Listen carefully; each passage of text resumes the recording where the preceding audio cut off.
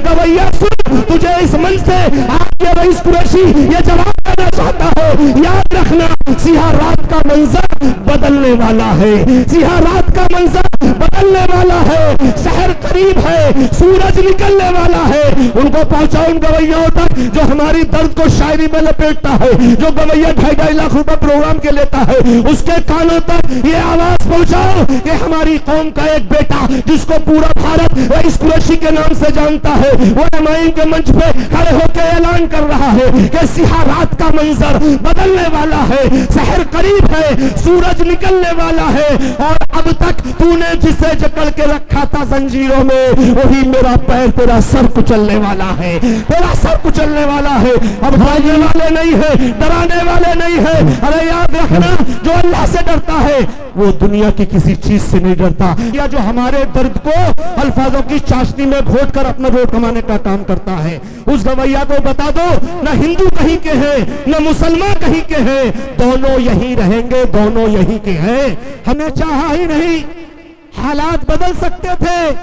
मेरी आंख के आंसू तेरी आंखों से निकल सकते थे, तुम तो ठहरे रहे झील के पानी की तरह, साथ चलते तो बहुत दूर निकल सकते थे। आज मौका दिया है अल्लाह ने, कोई नहीं आएगा तुम्हारे बीच में तुम्हारी बात करने के लिए। आज बड़ी सफक्कत चाहिए, बड़ी हिम्मत चाहिए, बड़ा हौसला चाहिए कि एक ऐसी कौम कि जिसका नाम लेने को वो तैयार नहीं है, कि जिन लुटेरों ने 45 साल मुसलमानों के वोटों को लूटा, जिसका नाम कांग्रेस पार्टी है, आज वो मुसलमानों का नाम लेने को तैयार नहीं है, कि जिसके दम पे उत्तर प्रदेश और दिल्ली प्रदेश की सरकार नहीं, पूरे भारत के अंदर जहां मुसलमानों ने इनकी डूबती नैया को हमेशा संभालने का काम किया है। मैंने पहले भी कहा था मेरे भाई, मेरी बात का बुरा ना मानना, किसी मुसलमान की बात कर रहे हैं एमआईएम के मंच पे, हम सब की बात करते हैं, लेकिन जैसे मैंने अब से पहले कहा था कि 74 साल में किसी मुसलमान ने मुसलमान की बात नहीं की, हमने पंडित के बेटे की बात की, ठाकुर के बेटे की बात की, यादव के बेटे की बात की, हमने दलित के बेटे की बात की। और याद रखो, आप देखो लोग कह रहे हैं कि 3-3 मुसलमान लड़ रहे हैं, कौन सा मुसलमान लड़ रहा है? मैं फैसला आपके ऊपर छोड़ता हूँ, आप फैसला करो। एक गाड़ी आ रही है, ऐलान कर रही है आम आदमी के प्रत्याशी भाई आदिल अली को, आदिल नाम है ना उनका, आदिल अली साहब को आप झाड़ू के सामने बटन दबाकर कामयाब बनाएं और अरविंद केजरीवाल के हाथों को मजबूत करें। ऐसे वोट मांगा जा रहा, नहीं मांगा जा रहा। दूसरी गाड़ी आ रही है, भाई अली मेहंदी साहब को आप पंजे के सामने बटन दबाकर कामयाब बनाएं और राहुल गांधी सोनिया गांधी के हाथों को